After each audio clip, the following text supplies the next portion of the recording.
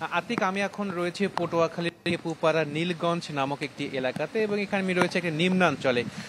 আপনি দেখতে পাচ্ছেন যে এখানে প্রায় কোমর পানি জমে গিয়েছে এবং এখানে যারা বসবাস করছেন তারা পানিবন্দী হয়ে পড়েছেন।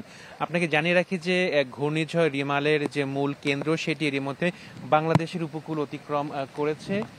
তবে এই ঘূর্ণিঝড় রিমালের প্রভাবে কিন্তু এখনো ঝোড়ো হাওয়া বয়ে যাচ্ছে এবং বৃষ্টিপাত হচ্ছে।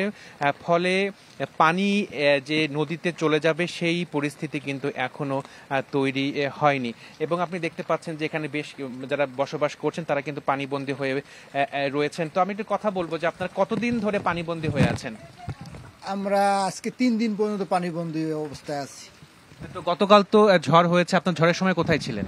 ঝড়ের সময় আমার এই বসত বাড়িতে আমি ছিলাম। আমার বসত বাড়ির ভিতরে আমার আটু সমান পরিমাণ পানি উঠছে রাত্রে।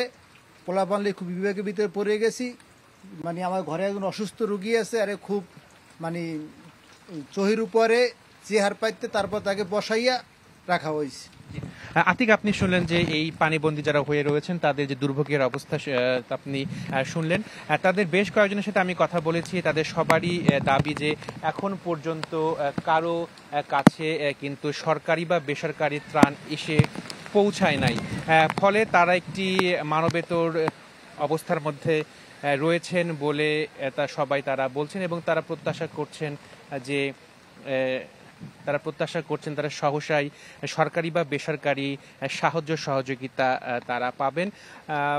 এখানে এখনো দমকা হাওয়া বয়ে যাচ্ছে, প্রচন্ড বৃষ্টি হচ্ছে, পানিবন্দী হয়ে পড়েছেন নিম্ন এলাকার মানুষ। তারা কেউই বলতে পারছেন না যে এই যে পানি জমে গিয়েছে নিম্নাঞ্চলে সে পানি কখন সরে যাবে।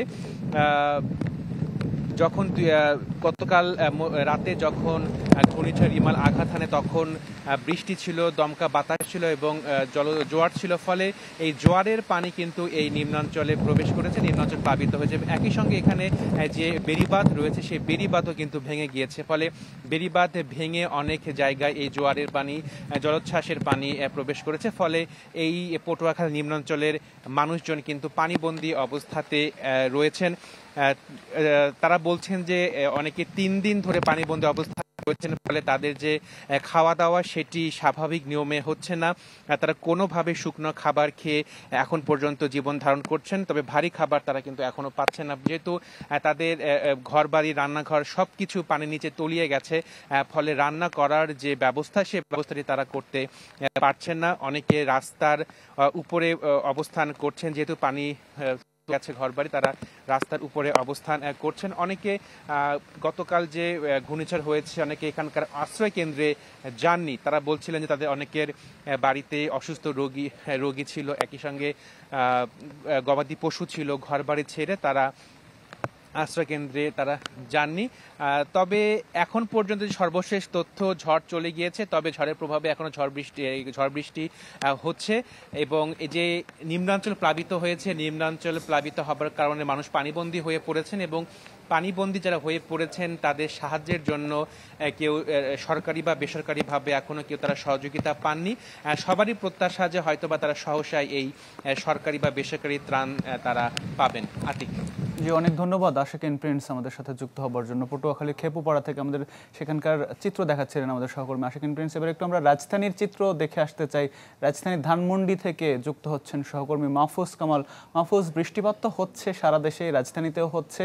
এই বৃষ্টিপাতে জলাবদ্ধতা সৃষ্টি হয়েছে বিভিন্ন জায়গায়, নিশ্চয়ই একটু জানতে চাই সেই খবর এবং একই সাথে ট্রাফিক পরিস্থিতির কি অবস্থা সেটি সম্পর্কেও জানতে চাই। সকাল থেকেই আসলে রাজধানীতে বৃষ্টি হচ্ছে, কখনো থেমে থেমে বৃষ্টি হচ্ছে, কখনো ভারী বৃষ্টিপাত হচ্ছে।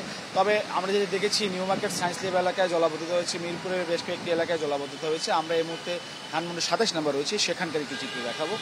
মূলত আমরা যদি দেখছি যে এই এলাকাটিতে ভারী বৃষ্টিপাত হলে প্রায় সময় আমরা দেখি জলাবদ্ধতা হয়ে যায়, কিন্তু এবারের বৃষ্টিপাত পাতের পরে তেমন বড় ধরনের জলাবদ্ধতা নেই। কিছু কিছু জায়গায় পানি জমে আছে, তবে যানজটও নেই বললে চলে। মোটামুটি পরিস্থিতি এই জায়গায় স্বাভাবিক। তবে আমরা সকাল থেকে যেটি দেখেছি নিউ মার্কেট সায়েন্স ল্যাব এলাকায় জলাবদ্ধ ছিল, সেখানে চলাফেরায় অনেকের সমস্যা হয়েছে। আবহাওয়া অফিস বলছে ঘূর্ণিঝড়টি এখন আর নেই, সেটি স্থল গভীর নিম্নচাপে পরিণত হয়েছে, যার প্রভাবে বৃষ্টি হচ্ছে সারা দেশে, রাজধানী সহ এবং চট্টগ্রামে সবচেয়ে বেশি বৃষ্টিপাত হয়েছে এবং রাজধানীতে প্রায় 50 মিলিমিটার বৃষ্টিপাত হয়েছে এখনো পর্যন্ত সকাল থেকে এবং এই বৃষ্টি আগামীকাল অব্যাহত থাকবে এবং বুধবার গিয়ে আসলে আবহাওয়া পরিস্থিতি স্বাভাবিক হবে বলে আবহাওয়া অফিস আমাদেরকে জানিয়েছেন। একটি বিষয় বলে রাখি, সেটি হচ্ছে যে বিপদ সংকেতগুলো দেওয়া হয়েছিল ঘূর্ণিঝড়ের প্রভাবে, সেটি কিন্তু 10 থেকে 3, 9 থেকে 3-এ নিয়ে আসা হয়েছে। আর মূলত ঘূর্ণিঝড় রিমালের যে প্রভাব সেটি আস্তে আস্তে কমে যাচ্ছে এবং গতকাল রাতে পটুয়াখালী খেপুপাড়া এলাকায় 111 কিলোমিটার বেগে আসলে ঘূর্ণিঝড়টি সর্বোচ্চ গতিতে আঘাত হানে।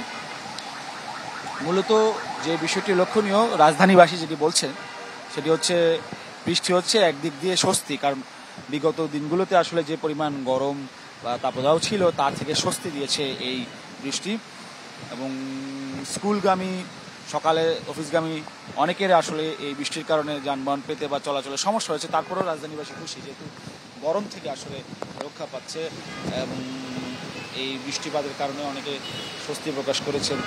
আর আরেকটি বিষয় বলতে হয়, সেটি হচ্ছে যে এই ঘূর্ণিঝড়ের প্রভাবে কিন্তু রাজধানীতে আজ সারাদিন বৃষ্টিপাত হবে এবং আগামীকালও কিন্তু এই বৃষ্টির সম্ভাবনা রয়েছে। রাজধানীর প্রায় 10টির উপরে ফ্লাইট ওঠানামা বন্ধ রয়েছে এবং যান চলাচলে কিছুটা কমও দেখা যাচ্ছে এই প্রভাবে। জি, মাহফুজ কামাল, অনেক ধন্যবাদ আমাদের সাথে যুক্ত হবার জন্য। ঘূর্ণিঝড় রিমালের প্রভাবে রাজধানীতে বৃষ্টিপাতের খবর জানাচ্ছিলেন সহকর্মী মাহফুজ কামাল এবং এর আগে পটুয়াখালী থেকে যুক্ত হয়েছিলেন আমাদের আরেক সহকর্মী আশিকিন প্রিন্স।